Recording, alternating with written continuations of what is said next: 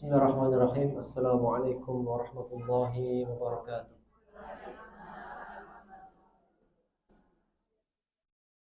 Innal hamdalillah nahmaduhu wa nasta'inuhu wa nastaghfiruh wa na'udzu billahi min shururi anfusina wa min sayyiati a'malina. May yahdihillahu fala mudilla lahu wa may yudlil fala hadiya lahu.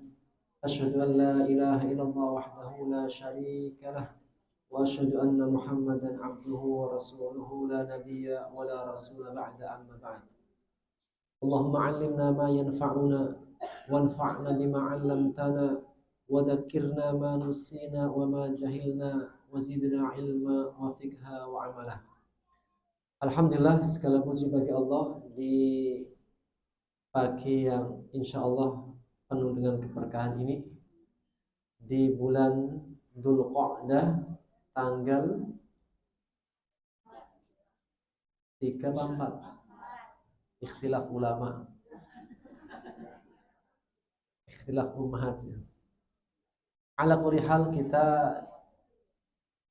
di hari-hari yang pertama dari bulan Dzulqa'dah, salah satu di antara bulan-bulan yang Allah muliakan, yaitu 4 bulan Dzulqa'dah, Dzulhijjah, Muharram, dan Rajab. Semoga Allah memberikan taufik kepada kita semuanya untuk kita bisa memanfaatkan sebaik-baiknya di bulan-bulan haram. Insyaallah ta'ala kita akan lanjutkan materi tafsir dan tadabbur kita dari surat Yusuf. Pertemuan yang lalu, sebulan yang lalu,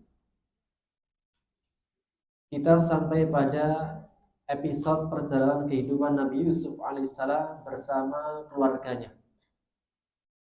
Atau bisa kita garis bawahi, ujian Nabi Yusuf dengan keluarga, yaitu dengan saudara-saudaranya, di mana saudara-saudaranya yang seharusnya mereka menjadi orang yang menguatkan, membersamai, namun justru saudara-saudara sendirilah yang mereka memusuhi dan membenci Nabi Yusuf alaihissalam. Maka bermula dari penyakit iri demi keirian. Bermula dari penyakit iri sampai tingkatan akhirnya mereka berdiskusi bagaimana cara menjauhkan Nabi Yusuf dari ayahnya. Sehingga ketika mereka sedang berbincang-bincang, di antara mereka ada yang mengatakan bunuh saja. Di antara mereka yang mengatakan jauhkan saja. Dibuang, dijauhkan dari ayahnya. Sampai akhirnya mereka sepakat untuk membuang Nabi Yusuf alaihissalam agar dijauhkan dari ayahnya. Dan mereka mengatakan itrahuhu ardo yakhlu lakum wajhu abikum, di ayat yang ke-9. Buanglah Yusuf ke tempat yang jauh agar perhatian bapak kalian tercurahkan kepada kalian saja, dan setelahnya kalian menjadi orang-orang yang baik. Mereka mengatakan la taqtulu Yusuf, jangan membunuh Yusuf. Wa alquhu fi ghayabatil jubb, dan buang saja, masukkan saja ia ke dalam sumur. Nah, inilah yang nanti disepakati oleh saudara-saudaranya. Mereka membuang Nabi Yusuf, memasukkan Nabi Yusuf ke dalam sumur.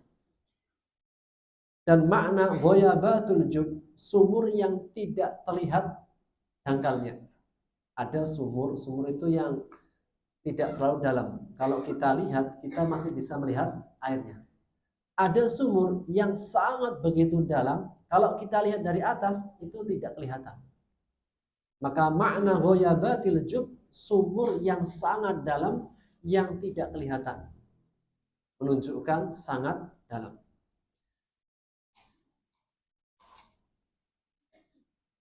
Maka mereka membuat rencana. Di ayat 15 Allah menegaskan falamma dhahabu bihi, ketika mereka pergi membawa Yusuf, wa ajma'u ay yaj'aluhu fi ghayabatil jubbah, dan mereka memasukkan Yusuf ke dalam sumur tersebut. Ketika dijatuhkan ke dalam sumur, maka Nabi Yusuf AS dilucuti dari bajunya. Bajunya apa? Diambil. Kemudian dijatuhkan ke dalamnya. Tentunya ini benar-benar sangat menyakitkan. Karena ketika ia jatuh ke dalam sumur, bukan jatuh dengan sendirinya, namun dia dijatuhkan. Kemudian yang melakukannya adalah orang terdekatnya sendiri, kakak mereka sendiri, atau saudara-saudara mereka sendiri. Jika ada orang menyakiti kita, itu dari orang jauh. Ya, sakit. Namun tidak sesakit jika orang yang menyakiti kita adalah orang yang paling dekat. Orang terdekat kita yang kita harapkan pertolongan mereka, kebersamaan mereka, justru orang terdekat kita yang menyakiti kita, yang menimpakan mara baik kepada kita, itu jauh lebih menyakitkan. Sehingga ujian di antara ujian yang berat dalam kehidupan adalah ujian dengan keluarga sendiri. Sehingga ketika Nabi Muhammad SAW, sedikit agak geser ya. Nabi Muhammad SAW ketika di awal-awal dakwahnya ujian berat. Maka di antara ujian yang sangat berat adalah ketika ujian Nabi SAW dari orang terdekatnya sendiri. Siapa itu? Abu Lahab. Hingga Allah turunkan surat yang dibaca sampai hari kiamat, itulah surat Al-Masad atau surat Al-Lahab. Maka Abu Lahab julukannya, yang nama aslinya adalah Amr bin Hisham, yang beliau adalah salah satu di antara paman Rasulullah SAW, yang menegaskan tabbat yada abi lahabin wa tabb ma aghna anhu maluhu wa ma kasab sayasla naran dhata lahab wa imra'atuhu hammalatal hatab fi jidha hablum min masad. Pamannya sendiri dan juga dibersami oleh istrinya Abu Lahab. Dan berbicara tentang ujian dari keluarga sendiri, seorang penyair mengatakan wa ta'nu dawil qurba ashaddu madadatan min ta'nil husamil muhannadi. Dan tebasan dan kedoliman dari kerabat sendiri, kedoliman dari kerabat sendiri itu lebih menyakitkan daripada tebasan pedang India yang dibuat. Rasanya itu lebih menyelekit, lebih menyakitkan, lebih pedih daripada terkena goresan pedang yang dibuat dari India. Ketika Nabi Yusuf alaihissalam dengan hati yang terluka, hatinya terluka, jasadnya pun terluka. Kita bisa bayangkan sumur yang sangat dalam, kalau seseorang jatuh, kira-kira apa yang terjadi? Lecet atau berdarah? Mungkin berdarah, mungkin juga patah, mungkin, dan yang lain-lain. Sudah berdarah hatinya, berdarah juga jasad. Di saat-saat yang berat itulah Allah Subhanahu wa ta'ala mengatakan wa auhayna ilaihi, dan kami wahyukan kepadanya, Allah mewahyukan kepada Nabi Yusuf, la tunabbi'annahum bi'amrihim hada wa hum la yash'urun. Sungguh benar-benar engkau akan menceritakan tentang cerita ini kepada mereka dan mereka tidak menyadari. Allah memberikan pembelaan kepada Nabi Yusuf. Ujianmu terhadap saudara-saudaramu yang telah menyakitimu, kelak nanti di akhir, engkau akan menceritakan kepada mereka, memberitahukan. Dan ketika mereka diceritakan, diberitahukan oleh Nabi Yusuf, mereka itu tidak menyadari, karena tidak secara langsung. Dan ini juga hal yang sama. Hal yang sama dialami oleh Nabi Muhammad SAW. Orang-orang Quraisy yang mengusir beliau, yang menyiksa para sahabatnya, yang melukai beliau di perang Uhud, dan seterusnya. Kelak nanti ketika Nabi Muhammad SAW pulang ke Mekah, dalam peristiwa Fathu Mekah, itu semua yang diceritakan, semua itu terlihat. Dan mereka ketika itu tidak menyadari. Dan dari ayat ini pula ya, di antara kelak nanti yang Allah berikan gambaran secara ringkas. Allah mewahyukan kepada Nabi Yusuf alaihissalam bahwasanya wahai Yusuf, ketika di dalam sumur digambarkan kepadanya cerita secara singkatnya bahwasanya kelak engkau akan keluar dari sumur, kemudian engkau mendapatkan ujian. Setelah ujian ini ada ujian berikutnya. Kemudian sampai pada ujian berikutnya, sampai engkau menjadi seorang raja dan untuk bertemu dengan keluarga. Di antara riwayat dari Tafsir Ibnu Katsir, Allah telah beritahukan tentang perjalanan kehidupan Nabi Yusuf ketika di sumur. Ayat setelahnya, waja'u abahum isya yabkun. Mereka datang kepada bapaknya di waktu isya, yabkun, dalam keadaan menangis. Datangnya di malam hari, kemudian mereka berpura-pura menangis. Kenapa yang dipilih waktu malam hari?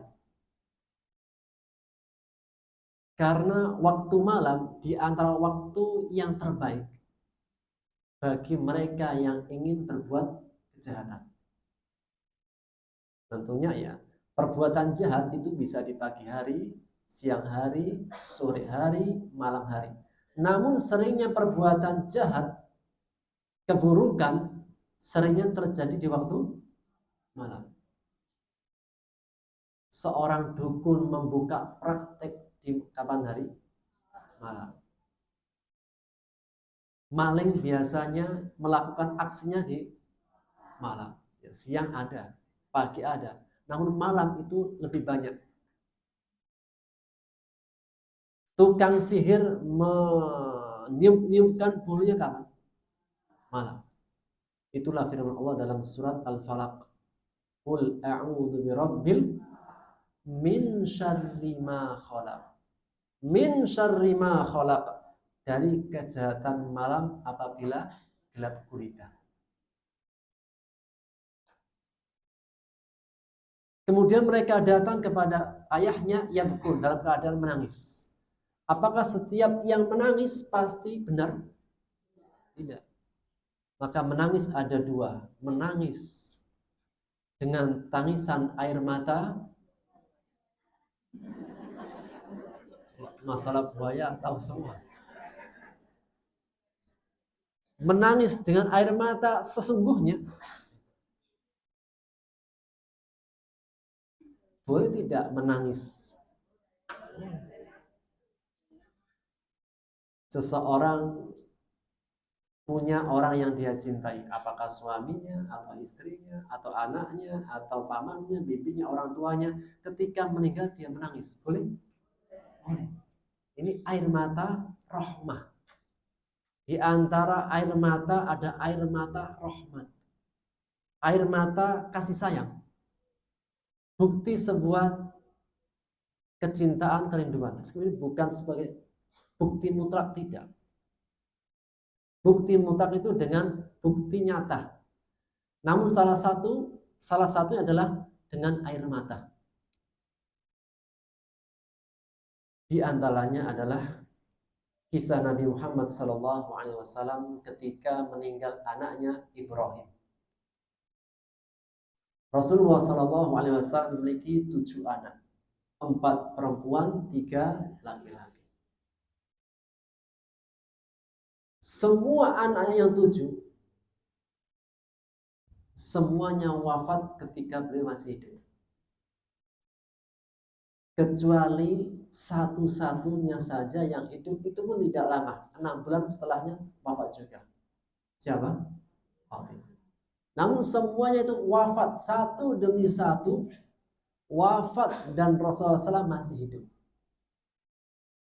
Jadi jika kita pernah kehilangan orang yang kita cintai,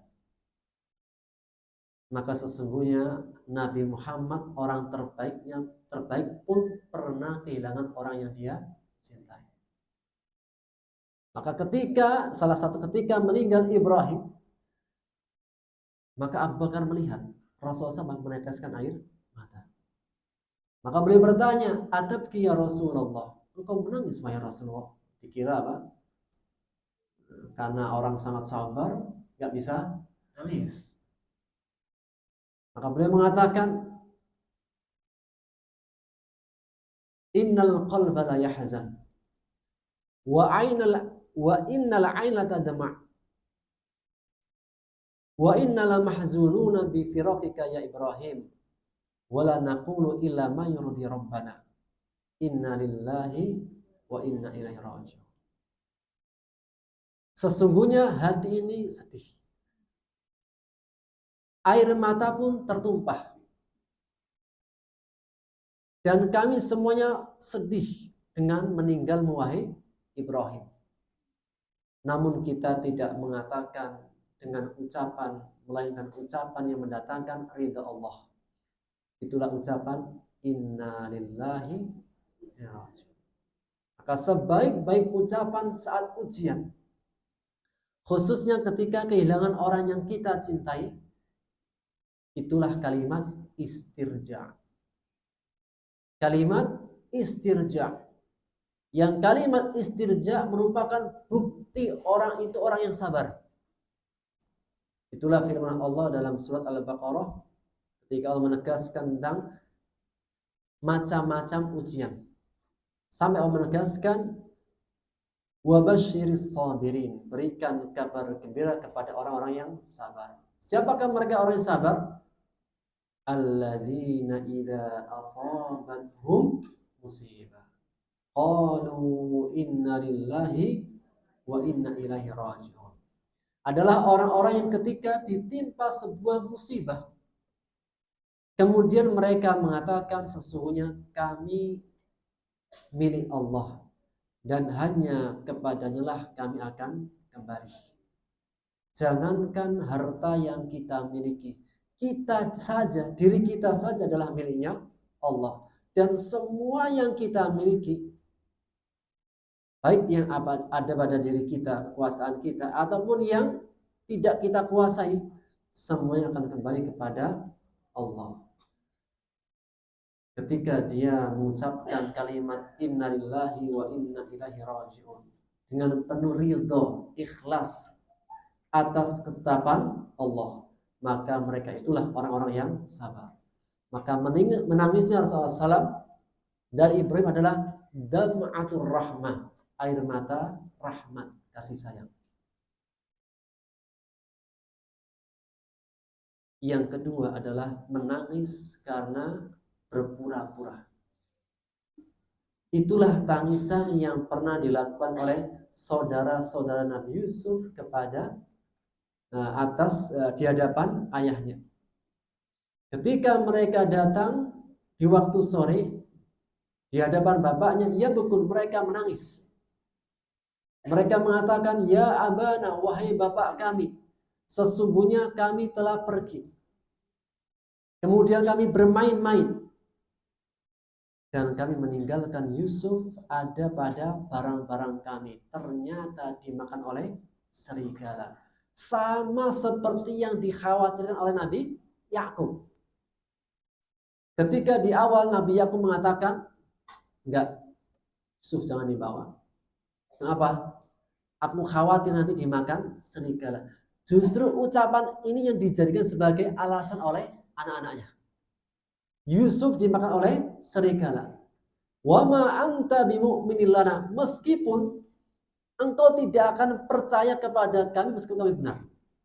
Terkadang orang itu dusta. Itu ketika meyakinkan kedustaannya, Itu benar-benar apa? Hujahnya, alasannya sangat meyakinkan. Kami ini benar, meskipun engkau tak percaya. Kan luar biasa. Aku ini tulus mencintaimu, meskipun engkau apa? Tidak percaya. Padahal dia dusta. Demikian juga dengan perkataan saudara-saudara Nabi Yusuf alaihissalam. Tidak hanya itu, sudah berdusta memberikan bukti. Waja'u ala qamisihi bidamin kadhib. Mereka mendatangkan bajunya. Jadi Nabi Yusuf ketika mau dijatuhkan, dimasukkan ke dalam sumur, dilucuti, dilepas bajunya. Jadi ketika masuk ke dalam sumur tidak memakai baju. Kemudian bajunya diambil dan dilumuri dengan darah. Allah menyebutkan bidamin kadhib, darah dusta, darah bohong, darah palsu. Kemudian Nabi Yakub mengatakan, qala bal sawwalat lakum anfusukum amra. Sebenarnya hanya dirimu saja yang memandang urusan buruk itu seolah-olah menjadi baik. Di antara talbis iblis, menjadikan perbuatan buruk itu terasa indah. Di antara talbis iblis. Ghibah itu asyik atau tidak asyik? Kenapa?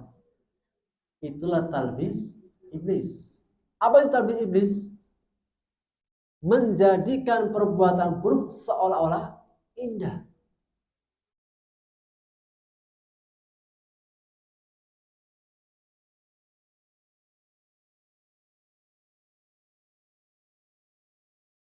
Di antara manusia itu ada yang masuk dalam perbuatan talbis iblis. Dijadikan indah perbuatan buruknya. Dijadikan manis perbuatan jahatnya.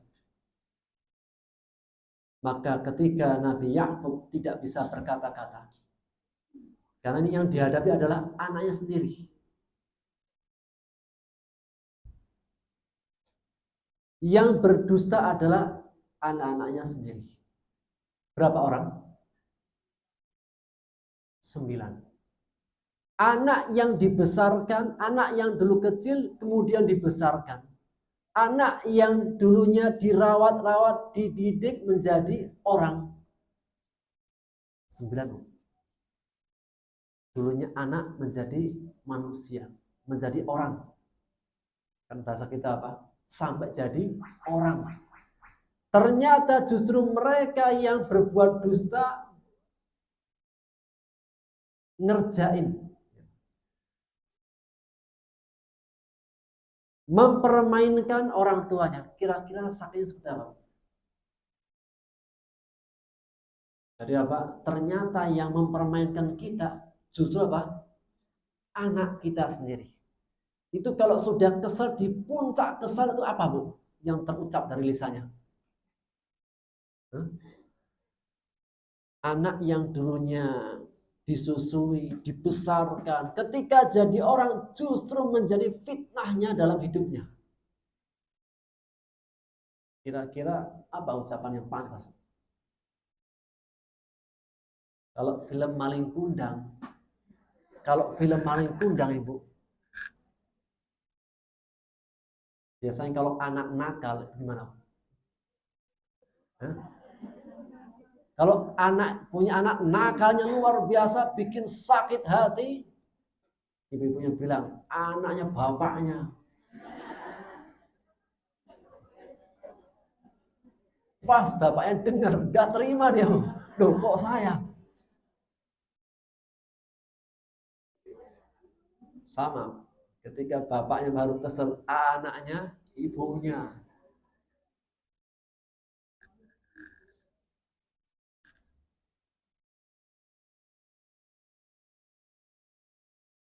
Namun Nabi Yakub alaihissalam, meskipun hatinya sakit, kecewanya berat, apalagi diisukan sudah mati. Kalau disakitkan masih mending. Ini apa? Nabi Yusuf dimakan serigala. Berarti apa? Mati. Kira-kira seperti apa kesalnya Nabi Yakub alaihissalam? Sangat-sangat kesal. Namun ketika kesal di puncak-puncaknya kesal, tetap ucapannya apa? Sabrun jamil. Fasabrun jamil. Tidak ada kesabaran yang indah seperti indahnya kesabaran Nabi Yakub. Sejahat-jahatnya anaknya kepadanya tetap apa? Tidak mengeluarkan kata-kata yang buruk. Kata-kata yang buruk apa? Udah bikin kesal, jadilah batu kamu. Atau apalah.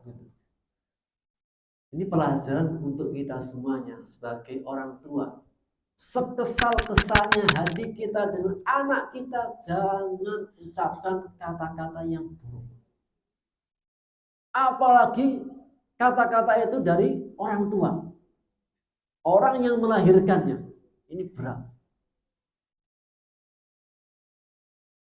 Al-qadaru muwakkalun bil mantiq. Al-Imam Mawardi memberikan taklik komentar. Terkadang takdir itu terjadi karena ucapan. Karena ucapan. Tetap dengan izin Allah. Namun salah satu sebab karena ucapan. Maka sekesal-kesalnya kita dengan anak kita, udah. Jangan keluarkan kata-kata yang buruk. Bila perlu sebaliknya, ucapan kata-kata meskipun kesel, kata-kata yang terbaik. Misalnya apa? Sedang ada hajatan walimah. Biasanya kalau hajatan makanan, ada hajatan walimah apa yang ada? Banyak makanan. Ternyata anak kita main pasir. Ambil pasir, ternyata apa? Dilempar ke makanan baru masak, baru matang. Kira-kira gimana, Bu? Anaknya, bapaknya, enggak. Namun apa? Sambil kesal mengatakan, ja'alakallahu imamal haramain. Semoga Allah menjadikanmu imamnya haramain. Benar. Jadilah imam haramain. Konon ini kisahnya siapa? Sugais. Bukan, Bu. Coba dulu apa? Kata-katanya lain. Semoga Allah menjadikanmu apalah gitu kan. Na'udzubillah. Namun ketika berkata-kata yang baik, Allah jadikan kebaikan itu terjadi. Nah, salah satu di antara takdir adalah karena ucapan. Meskipun tetap dengan izin Allah. Maka Nabi Yakub mengatakan sabrun jamil. Sabar yang indah.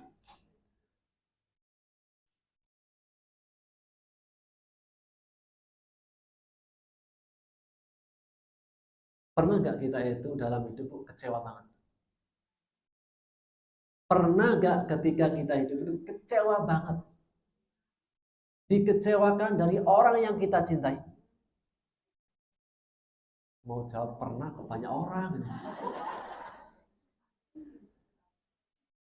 Dikecewakan orang terdekat kita.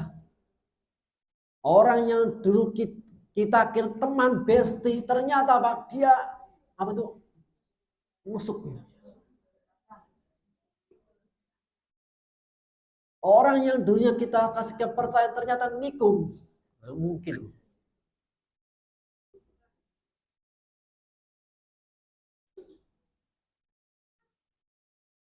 Namun bagi orang yang jiwanya baik, sabrun jamil. Bersabar dengan sabar yang indah. Sabar yang indah itu seperti apa gambarannya? Sabar yang indah itu seperti apa? Sabar pokoknya sambil bawa piring banting, sabar pokoknya. Ini kalau saya gak sabar sambil geblak meja, buar. Ini kalau saya gak sabar sudah saya pecahin semuanya sambil geblak-geblak meja. Ini kalau nggak sabar. Sabar nggak? Sabar. Tapi nggak indah. Sabar yang indah, berkata Syekhul Islam Ibnu Taimiyah, seperti sabarnya Nabi Yakub. Sabar yang nggak banyak ngeluh. Sabar yang tidak mengeluhkan kepada makhluk. Di antara sifat level manusia yang indah, yang baik. Kepribadian yang baik. Ketika dia itu tidak banyak menampakkan keluh kesahnya.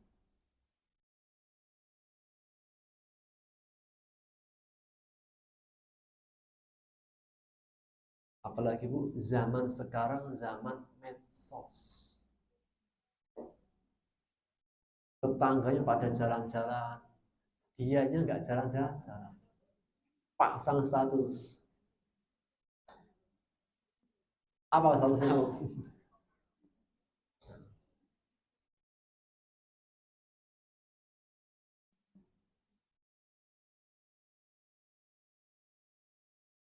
Saat yang lainnya makan di luar, dianya nggak pernah makan di luar, akhirnya pasang di medsos. Padahal kan nggak harus jauh-jauh. Makan di luar di mana? Teras. Tinggal apa? Ketika difoto, dipasang status, jangan difoto rumahnya, foto luar. Pemandangannya indah padahal depan rumah. Sabar yang indah adalah sabar yang tidak banyak keluh kesah kepada manusia. Di antara kepribadian istimewa seseorang yang tidak banyak mengeluh kesahkan keadaan. Ketika ditimpa dengan miskin, kemiskinan tidak banyak meminta-minta. Dia menahan. Andai kata Allah takdirkan nggak bisa makan hari ini, ya sudah. Ngapain itu? Puasa. Andai kata Allah takdirkan malam-malam banjir, akhirnya apa? Harus menginap di musola. Ya sudah, ngapain? Itikaf. Ya Bu, udah itikaf saja di masjid.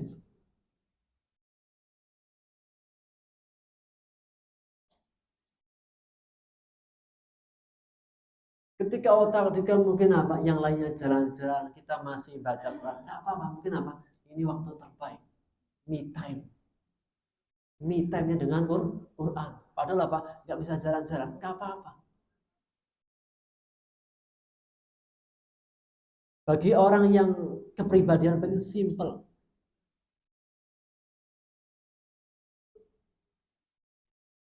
tidak banyak mengeluhkan. Itulah apa? Sabar yang indah. Sabar yang tidak banyak mengeluh.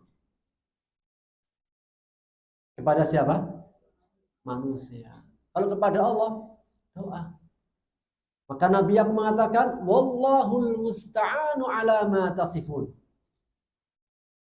Ketika sabar dengan sabar yang indah, tidak mengeluarkan kata-kata yang buruk, kemudian beliau mengatakan, Wallahul musta'an. Allah lah tempat memohon pertolongan. Ala ma tasifun, atas apa-apa yang mereka kalian ceritakan. Udah. Setelahnya wajahat sayyaratun fa'arsalu waridahum fa'adla dalwah. Kemudian datanglah sekelompok musafir. Ketika mengambil air ternyata apa? Ketika ditarik timbanya muncullah anak kecil. Qala ya bushra.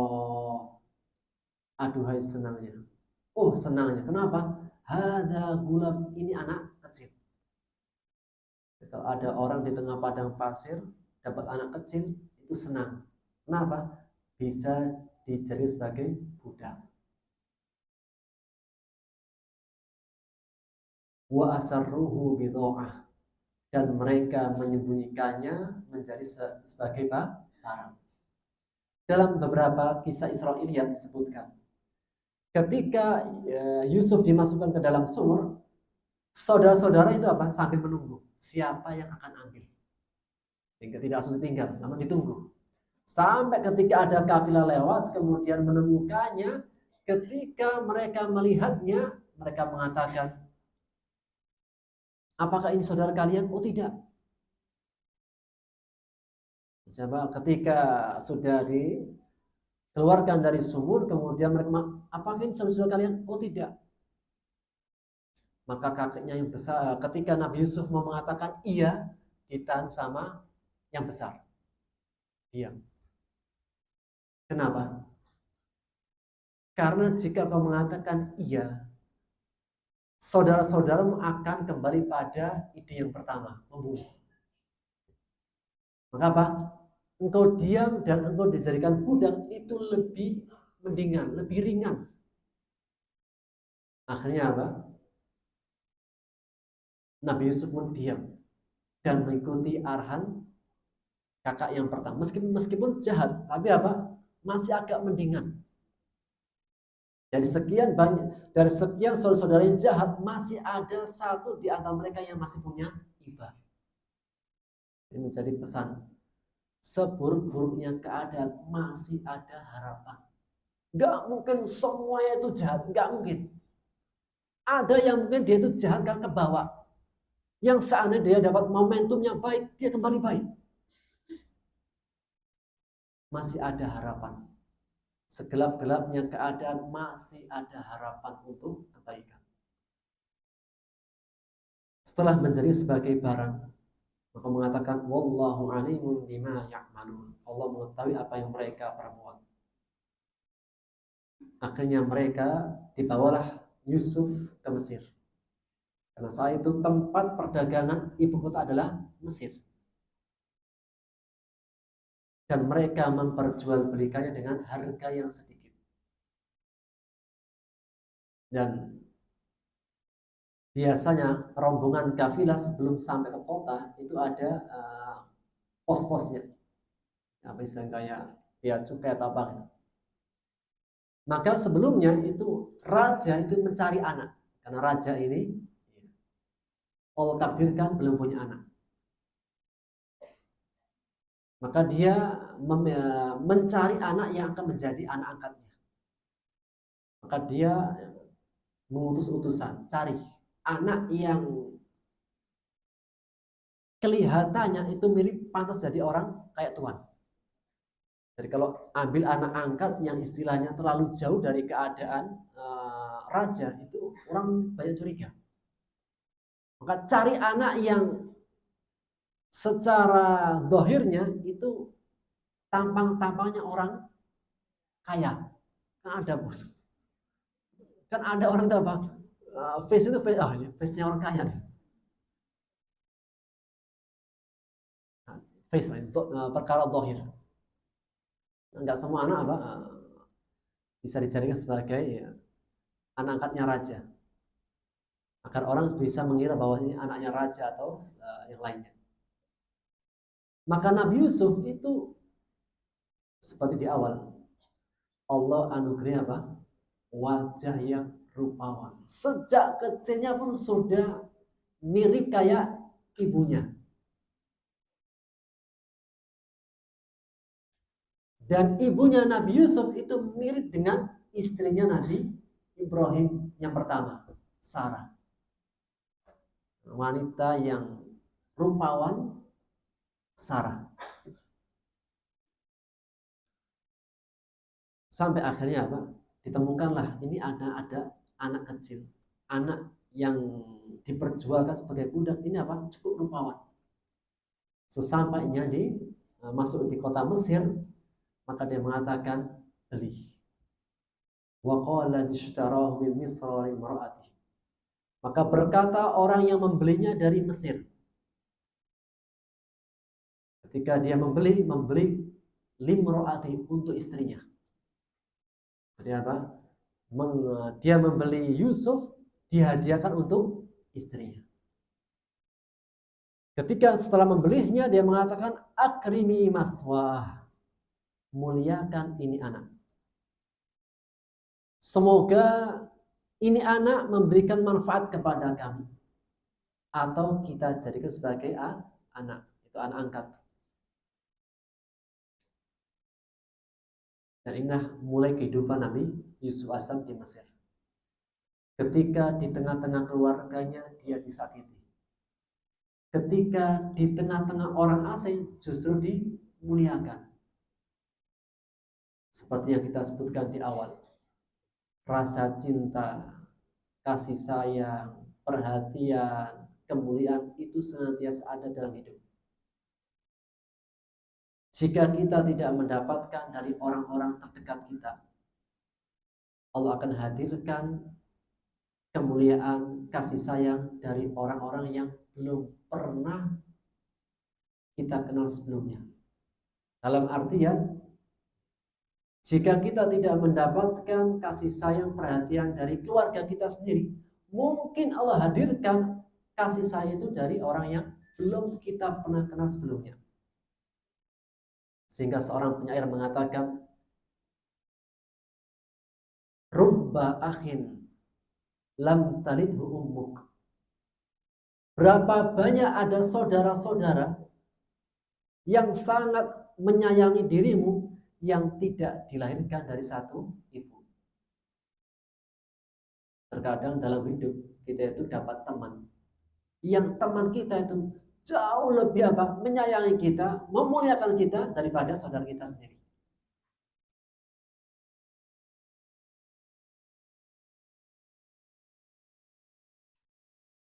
Yang intinya bahwasanya kasih sayang Allah, kemuliaan, kebaikan itu senantiasa ada. Jika kita tidak mendapatnya dari orang-orang terdekat kita, Allah akan hadirkan dari orang lain yang belum pernah kita kenal. Allah menegaskan, wa kadzalika makkanna Yusuf. Demikianlah kami berikan kedudukan kepada Yusuf di bumi. Dan kami ajarkan kepadanya ilmu takwil ahadits, ilmu mentakwil mimpi. Maka menyebutkan Allah yang akan berikan kedudukan Nabi Yusuf di bumi. Yang memberikan kekuasaan adalah Allah. Tidak hanya itu, Allah memberikan ilmu kepada Nabi Yusuf berupa takwil mimpi. Maka ilmu takwil mimpi di antara ilmu yang Allah berikan. Dan Allah menegaskan, wallahu ghalibun ala amrihi. Dan Allah senantiasa berkuasa atas segala urusannya. Bagaimanapun manusia merencanakan, tetap yang berkuasa adalah Allah. Wallahu ghalibun ala amrihi. Allah yang berkuasa pada semua urusannya. Yang mengeluarkan Nabi Yusuf dari pangkuan ayahnya. Kemudian sampai di Mesir. Itu semua dengan izin Allah. Allah yang mengatur, Allah yang punya skenario. Hingga akhirnya memberikan walamma balagha asyuddah. Ketika sudah sampai dewasa. Atainahu hukma wa ilma. Allah berikan hikmah dan ilmu. Allah berikan kekuasaan dan ilmu. Dan demikianlah kami berikan balasan baik kepada orang-orang yang berbuat baik. Ayat ini menegaskan, setiap orang yang berbuat kebaikan pasti mendapatkan balasan baik. Kenapa Allah memilih Nabi Yusuf? Kenapa Allah memberikan hukum, hikmah atau kekuasaan dan ilmu? Dan di antara pemberian Allah yang sangat istimewa adalah tentang ilmu.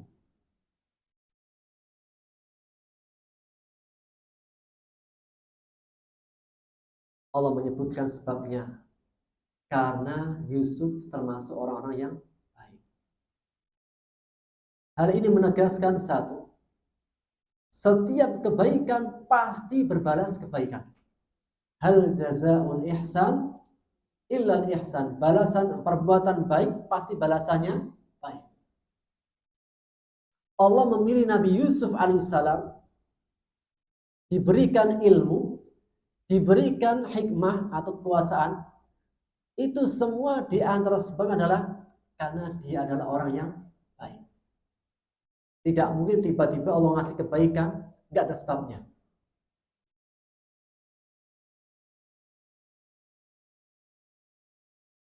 Ketika orang-orang Quraisy itu komentar, kenapa Muhammad ini kok dikasih wahyu? Kenapa bukan kita para pemuka yang besar ini? Maka mengatakan, Allahu ya'lamu haitsu yaj'alu risalata. Allah Maha tahu di mana dia akan meletakkan risalahnya. Maksudnya bahwasanya ketika Allah memberikan kebaikan pasti di tempat yang tepat.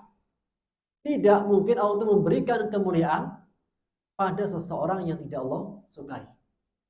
Maka di antara tanda Allah itu mencintai seseorang, menginginkan kebaikan pada seseorang, itulah sabda Rasulullah SAW dalam hadis sahih Bukhari Muslim. Rasulullah SAW bersabda, "May yuridillah bi khairan yufaqihu fiddin."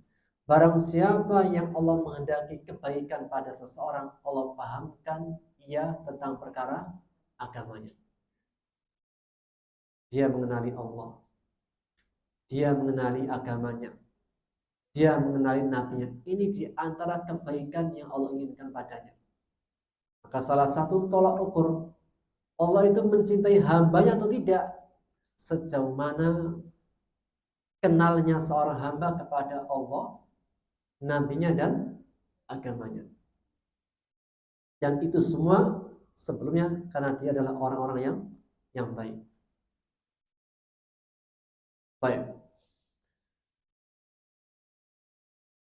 Maka Nabi Yusuf alaihissalam setelah melewati ujian dari keluarganya, kemudian pindah di Mesir. Ujian dengan saudara-saudaranya sudah selesai. Ujian demi ujian dengan keluarganya sudah selesai. Kemudian ketika berpindah di Mesir, apakah sudah selesai ujiannya? Belum. Selesai ujian, selesai. Masuk dikit, ujian lagi. Dan itulah kehidupan. Rasulullah pernah menggambarkan tentang kehidupan manusia.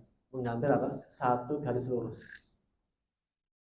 Kemudian dikotakin. Satu garis lurus, kotak,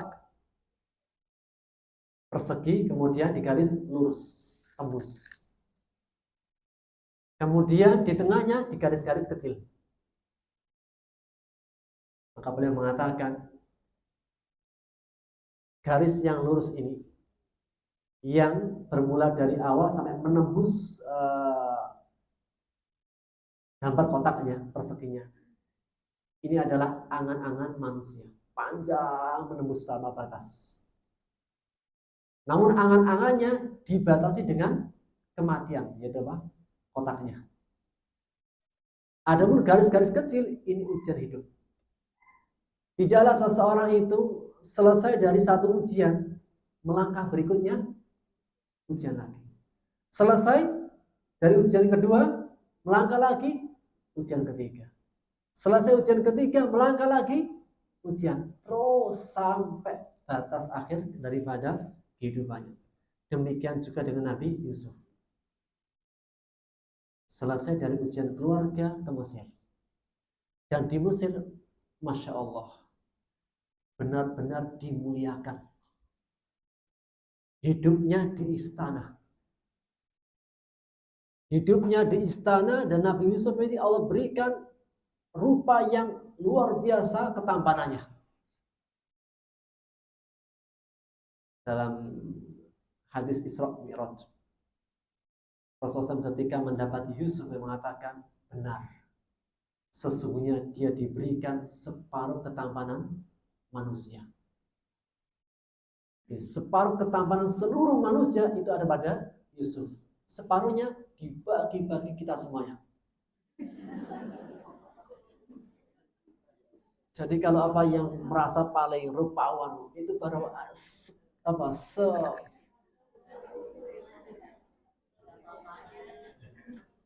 jadi artis-artis apa drama-drama itu drakor-drakor lewat semua itu.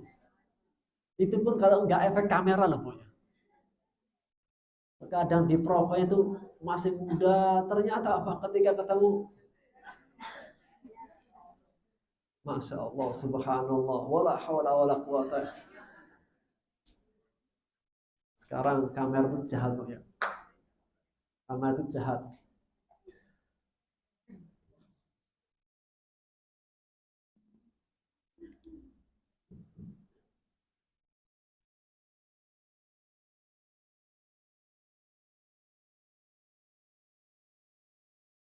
Raja, kalau pilih istri, kira-kira yang biasa apa yang luar biasa? Luar biasa. Raja itu sibuk ngurusi banyak urusan perekonomian rakyatnya,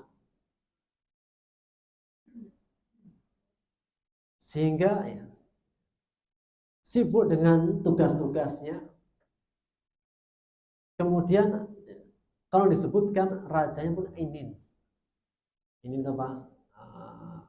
Laki-laki yang tidak terlalu tertarik dengan perempuan.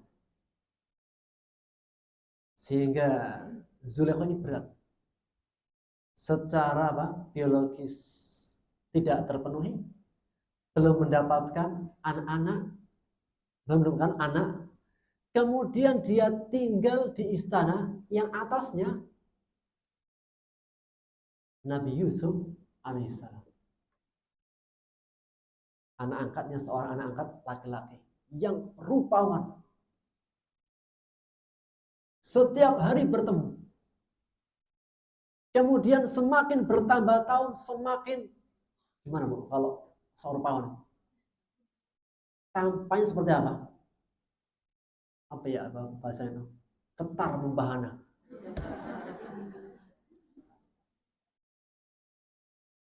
Kan ada istilahnya Bu, ada istilahnya Pak, cinlok. Tahu cinlok Bu ya? Dulu. Sekarang mah udah lewat saja. Kalau kita itu hanya menatap seseorang hanya bertemu sekali dan nggak ketemu lagi, itu bisa hilang. Sekali ketemu, Masya Allah, luar biasa ya Allah. Astagfirullah, Masya Allah.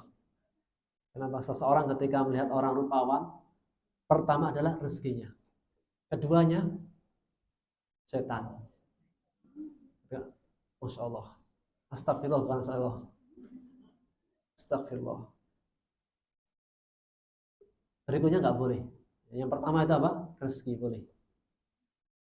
Ini Zulaikha tiap hari melihat ketampanan Nabi Yusuf. Kalau sekali oke lah apa? Sekali lihat udah lupa berikutnya.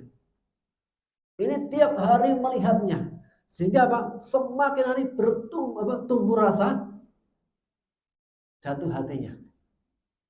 Ditambah dengan keadaannya suaminya raja tadi sibuk dengan urusan, kemudian tidak tertarik dengan dirinya, kemudian istananya ada anak angkatnya sekarang mulai sudah remaja. Kira-kira gimana? Godaannya berat. Itulah firman Allah gambarkan dalam surat Yusuf ayat 23.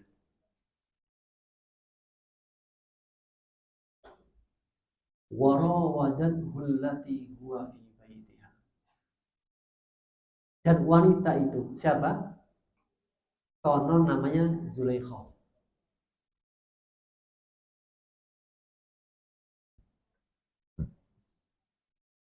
Dalam Quran dan hadis tidak disebutkan namanya.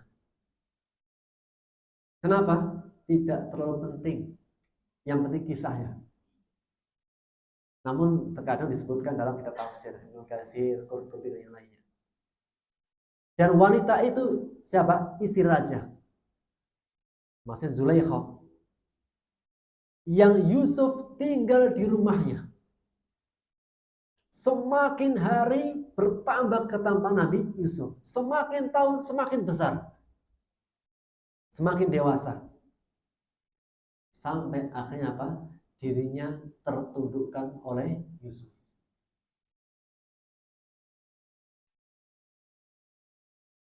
Maka dia membuat skenario.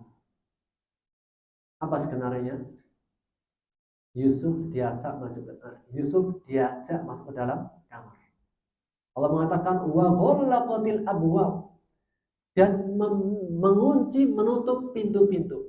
Dalam bahasa Arab ada aghlaqa, ada ghallaqa. Aghlaqa sekali menutup, sekali mengunci.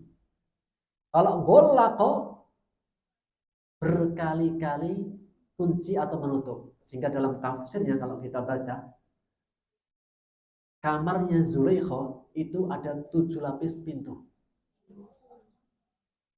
Pintu pertama cekrek, pintu kedua cekrek, pintu ketiga cekrek, sampai apa? Pintu yang ketujuh. Biar kalau seandainya ada yang masuk, ketuk-ketuk dulu.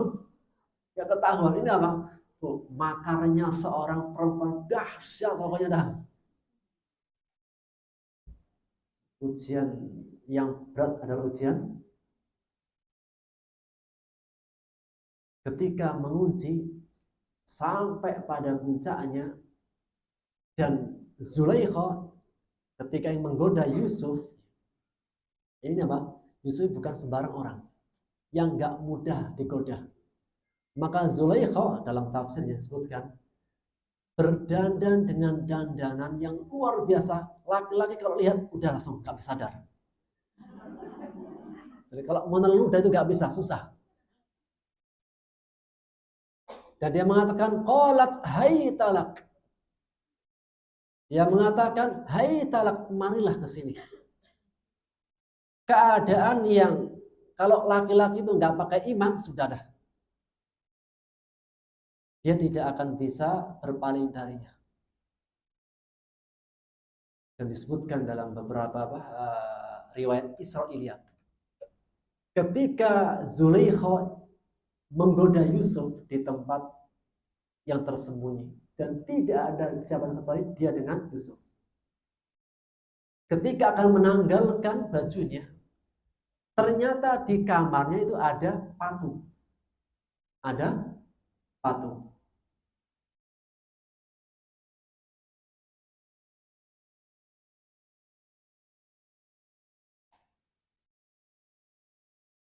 Wa qalat haytalak, dia mengatakan marilah ke sini. Maka berkata Yusuf alaihissalam, qala ma'adallah, aku berlindung kepada Allah. Maka ujian kali ini ujian apa? Ujian apa? Ujian wanita. Ujian meninggalkan kemaksiatan. Sabar itu kan ada 3. Sabar dalam ketaatan, sabar dalam ujian, sabar meninggalkan kemaksiatan. Manakah yang lebih istimewa? Sabar dalam ujian atau meninggalkan kemaksiatan? Sabar ada 3. Sabar ketaatan, ini puncaknya. Jadi orang baik itu pilihan, sabar. Kedua, sabar dalam ujian dan sabar meninggalkan kemaksiatan. Maka puncak sabar itu sabar dalam ketaatan, sabar pilihan. Jadi orang baik butuh sabar nggak? Yang kedua, sabar meninggalkan kemaksiatan dan sabar dalam ujian. Mana yang lebih baik, lebih istimewa? Kalau dalam ketaatan itu puncaknya. Namun sabar dalam ujian, sabar meninggalkan kemaksiatan, mana yang lebih bernilai? Meninggalkan kemaksiatan. Kenapa? Dua-dua bodoh. karena pilihan. Kalau sabar dalam ujian, misalnya seseorang dikasih sakit. Seseorang dikasih sakit, andai kata nggak sabar, berubah dia keadaannya. Seseorang dikasih sakit stroke misalnya. Waliyadzubillah. Kalau dia dikasih penyakit stroke, seandainya nggak sabar, berubah keadaan tidak? Enggak. Sabar atau nggak sabar, ujian tetap berjalan. Sabar dalam ujian. Namun meninggalkan kemaksiatan masih ada pilihan. Maka Nabi Yusuf AS meninggalkan kemaksiatan. Itulah Pak, sabar meninggalkan kemaksiatan. Maka sabar dalam ketaatan seperti sabarnya Nabi Ibrahim. Sabar dalam menjalani ujian seperti sabarnya Nabi Ayub. Sabar meninggalkan kemaksiatan seperti sabarnya Yusuf alaihissalam ketika diajak berzina oleh seorang wanita yang rupawan, berkedudukan, kaya raya, bangsawan. Nah, istrinya raja ini apa? Rupawan iya, darahnya darah biru. Luar biasa, yang lain darah ini darah biru. Berkedudukan lagi. Ini berat. Kalau nggak rupawan, nggak mau, nggak rupawan. Itu mungkin. Tapi ini rupawan. Maka itulah sabda Rasulullah SAW dalam hadis riwayat Bukhari Muslim dari sahabat Abu Hurairah.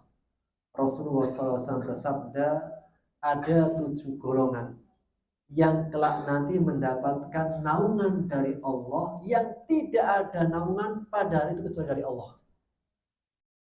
Ada 7 golongan, 7 orang. Allah berikan naungan di hari kiamat di padang mahsyar yang sangat panas mencekam.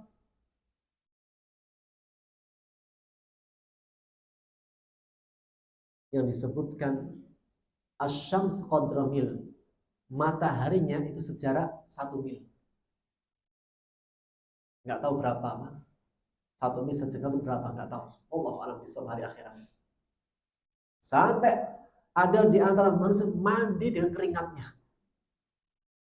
Namun 7 orang ini Allah kasih naungan, tidak seperti yang lainnya. Salah satunya rajulun, laki-laki. Da'athum ra'atu daman sibin wa jamal. Yang diajak berzina seorang perempuan yang punya rupawan, kecantikan, dan punya kedudukan. Kemudian dia menolak dan mengatakan, qala ma'adallah. Dia mengatakan, aku berlindung kepada Allah. Sehingga ketika kita ingin berlindung dari kemaksiatan, salah satu yang kita mengatakan ma'adallah. A'udzubillah. Aku berlindung kepada Allah. Kalau seseorang mungkin seseorang dihadapkan dengan kemaksiatan tiba-tiba. Jadi menteri tiba-tiba didatangi orang sambil dibawain amplop warna coklat. Kemudian di bawah meja, Pak, gimana Pak ini? Ini kan tawaran. Diambil dosa, nggak diambil sayang.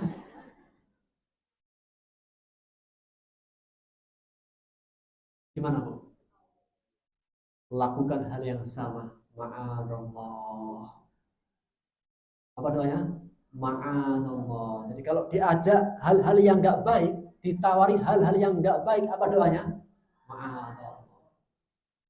Datang temennya, Bu, tetangga kita yang dulu, Bu. Itu Bu. Mau diajak ghibah, ma'adallah.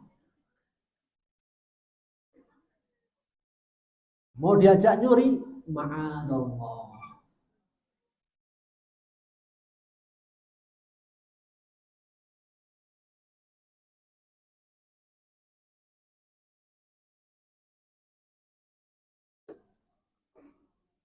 ujian syahwat itu tidak hanya laki-laki kepada perempuan. Sama, perempuan juga bisa terkena ujian syahwat. Mana buktinya?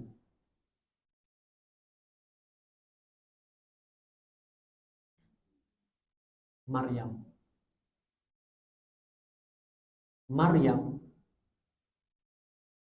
sebelum mendapatkan pujian dari Allah dengan pujian yang luar biasa dan dikasih anak Isa alaihissalam tanpa seorang bapak. Apa ujiannya? Diuji keimanannya dari syahwat. Tiba-tiba malaikat Jibril menjelma menjadi orang yang rupawan sekali. Maryam sedang sholat di mihrab. Gak pernah kelihatan laki-laki, gak pernah bergaul dengan banyak laki, muda-mudanya. Kalau masih usia remaja, muda, gimana keadaan syahwat? Memuncak.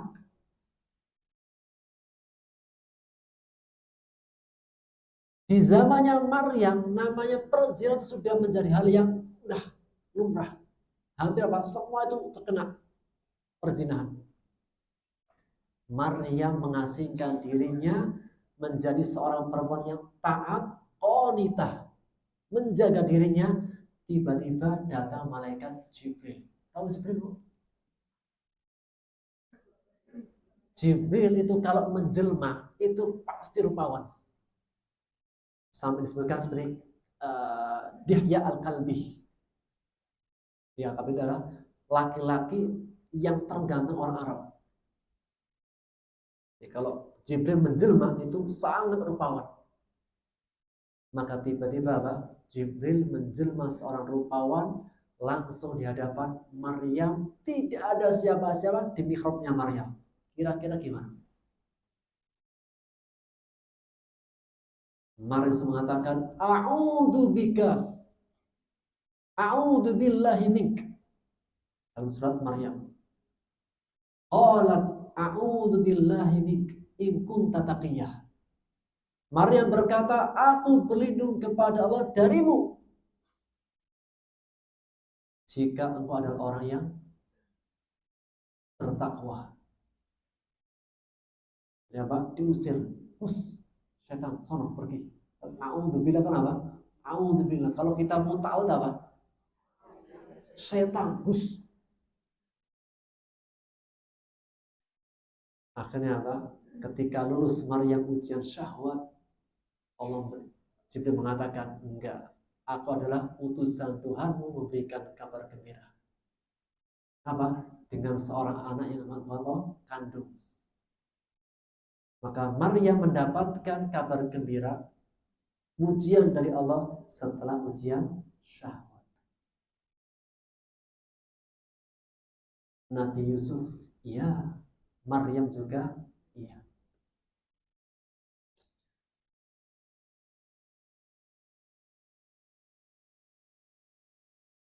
Berikutnya, ketika Nabi Yusuf alaihissalam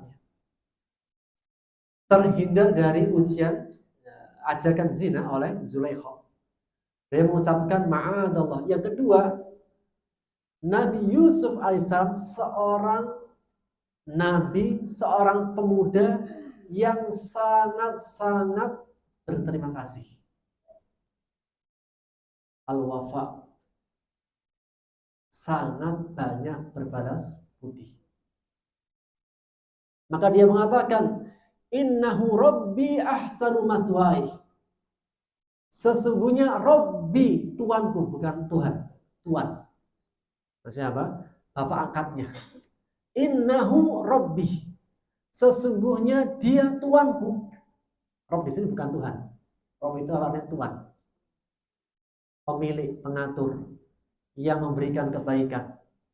Maka disebut apa? Rububiyah. Innahu Rabbi, sesungguhnya Tuanku, Bapak angkatku. Ahsana maswai, telah berbuat banyak kebaikan kepadaku.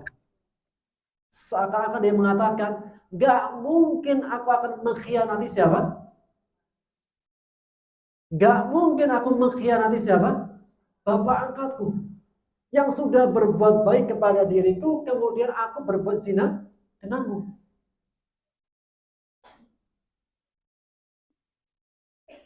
Nabi Yusuf alaihissalam adalah seseorang yang berkarakter istimewa. Ketika dia diberikan kebaikan, maka dia menjaga kebaikan itu. Itulah al-wafa. Sifat kepribadian berbalas budi. Hutang budi. Budi nggak pernah berhutang ya, tapi disebut hutang budi.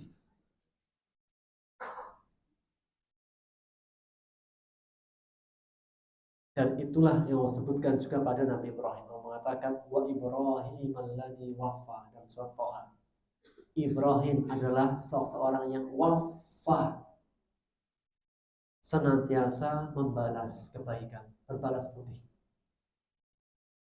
Maka Nabi Yusuf alaihissalam ketika ingin terhindar dari perbuatan maksiat, dia menyebutkan pertama berlindung kepada Allah, yang kedua dia teringat-ingat, mengingat-ingat kebaikan tuanya. Gak mungkin tuanya yang sudah banyak kebaikan kepada dirinya, kemudian dia khianati.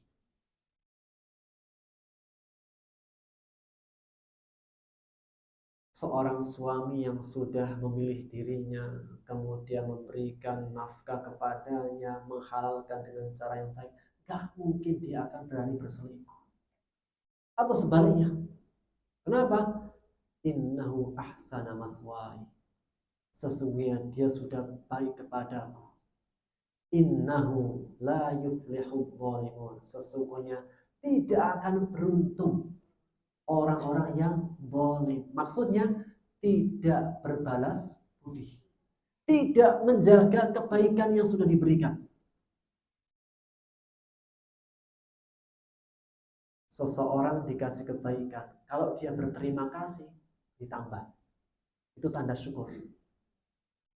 Seseorang dikasih kebaikan, ternyata kebaikannya malah disalahgunakan. Sebagai seorang pemberi gimana? Hah? Berikutnya nggak dikasih. Itulah apa? Itulah syukur. Dalam surat Ibrahim ayat 7. Jika bersyukur ditambah. Kalau nggak bersyukur, dah dihilangin. La in syakartum wa la in kafartum inna adabi lasyadid. Ibrahim ayat 7. Kalau kita itu dikasih kenikmatan, kita syukuri. Apa balasannya? Ditambah dan dikekalkan. Di mana? Di surga. Dikasih umur 50, alhamdulillah. Dikasih umur 70, alhamdulillah. Dikasih umur 80, alhamdulillah. Kita syukuri. Allah ganti umur kita dengan kekal di dalam surga. Dikasih kenikmatan apa saja, alhamdulillah. Allah ganti dengan kenikmatan yang tidak pernah ternodai. Di mana? Surga. Orang yang tidak berbalas kebaikan, berterima kasih, menjaga kebaikan itu, la yuflihul zalimun, tidak akan beruntung. Apa makna falah? Jika disebut beruntung, apa itu beruntung? Jika disebut falah, muflihun, muflihun artinya beruntung. Hayya 'alal falah, apa artinya? Ayo kita menuju kemenangan atau beruntung. Apa itu falah atau muflih? As-Sa'di mengatakan dua. Orang disebut beruntung jika dia mendapatkan dua hal. Pertama, nailul marhub wan najatu minal marhub. Orang dikatakan beruntung jika dia itu selamat dari mara bahaya dan mendapatkan kebaikan yang diharapkan. Beruntung.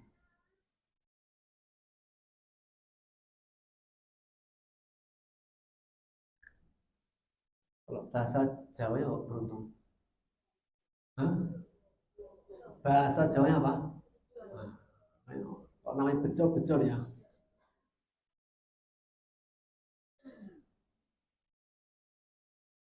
Ada orang bilang apa?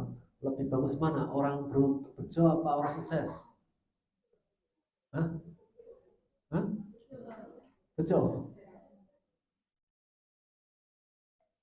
Lebih baik mana? Beruntung apa? Jadi,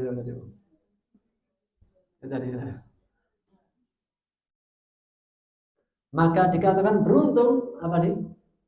An-najatu minal marhub wa nailul marhub. Selamat dari mara bahaya dan mendapatkan kebaikan yang diharapkan. Maka orang yang tidak beruntung, yang tidak mendapatkan kebaikan yang diharapkan. Baik, dari ayat ini menegaskan beberapa faedah. Yang pertama, ujian wanita. Di antara ujian dalam kehidupan adalah ujian wanita. Oleh karenanya, kenapa seorang muslimah diperintahkan menjaga aurat? Kenapa ada batasan-batasan bagi seorang perempuan? Karena perempuan itu ujian dalam kehidupan. Yang kedua, waspada dari bahaya berkholwat. Berduaan dengan lawan jenis yang bukan mahram atau muhrim. Mahram. Mahram atau muhrim. Kalau ibu pengajian pasti mahram, Ustaz. Kalau muhrim orang yang ihram, memakai kain ihram. Yang ketiga, pahala ujian bersabar karena pilihan lebih besar daripada ujian bersabar karena keterpaksaan. As-Sa'di. Tadi Nabi Yusuf alaihissalam itu memilih atau terpaksa? Ketika meninggalkan ajakan Zulaikha, memilih atau terpaksa? Memilih.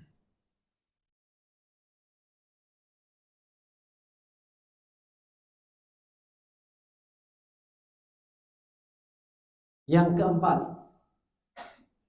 berdoa berlindung kepada Allah dari keburukan, kejahatan, kemaksiatan. Apa doanya? Ma'anallah. Sekali lagi, ma'anallah. Diajak untuk ghibah, ma'anallah.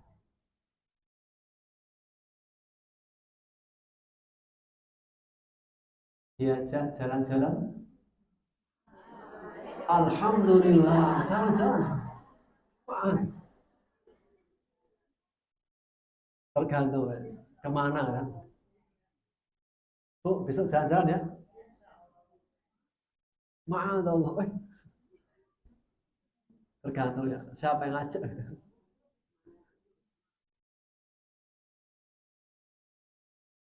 Ketika seseorang ya dalam perkara keburukan, kejahatan, kemaksiatan, yaitu berdoa dengan ma'adallah.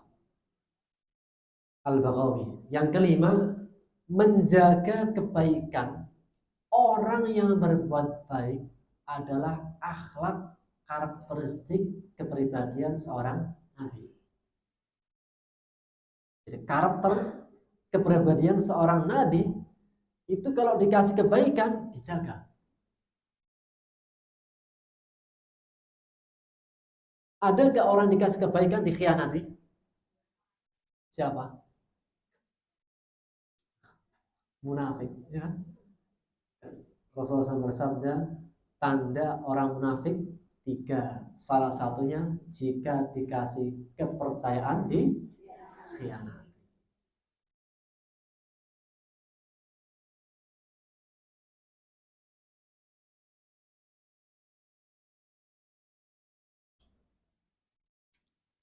Baik. Ayat setelahnya.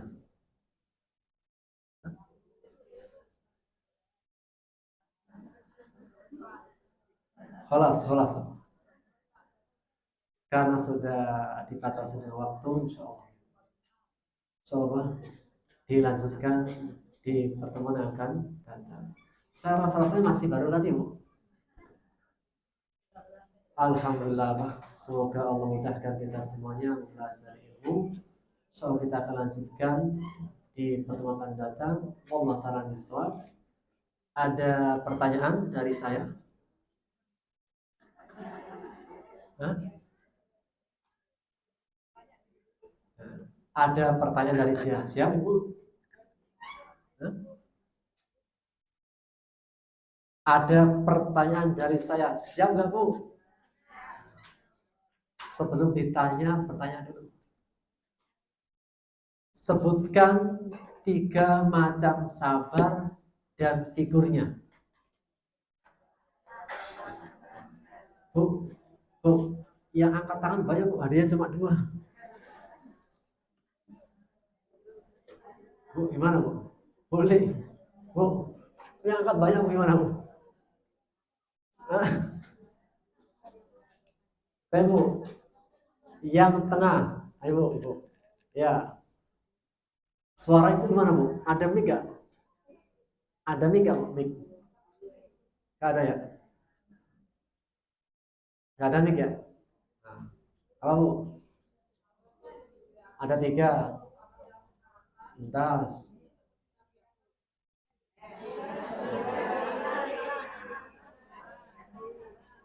Bentar dulu.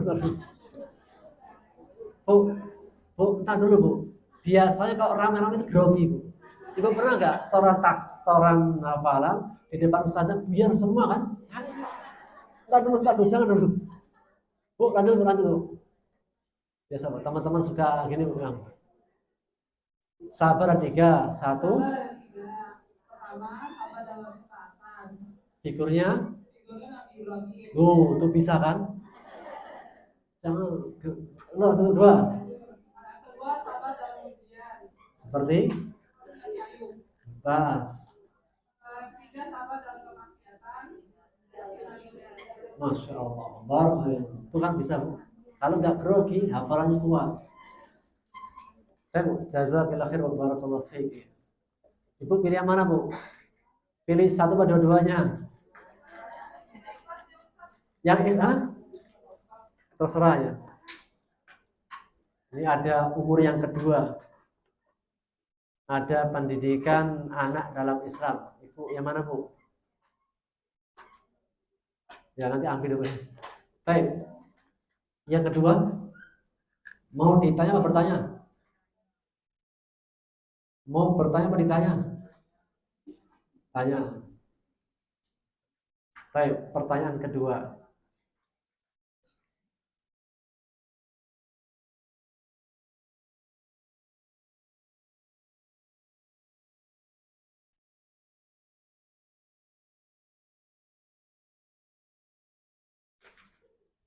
Sebutkan faedah dari ayat apa tadi? 23.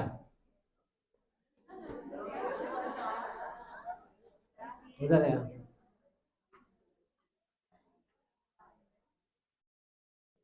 Baik. Apa makna falah? Falah. Beruntung. Apa itu falah?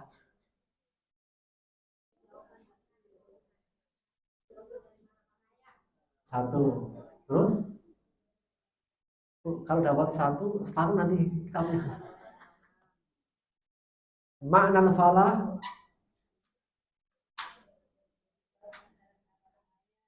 Entah, satu lagi.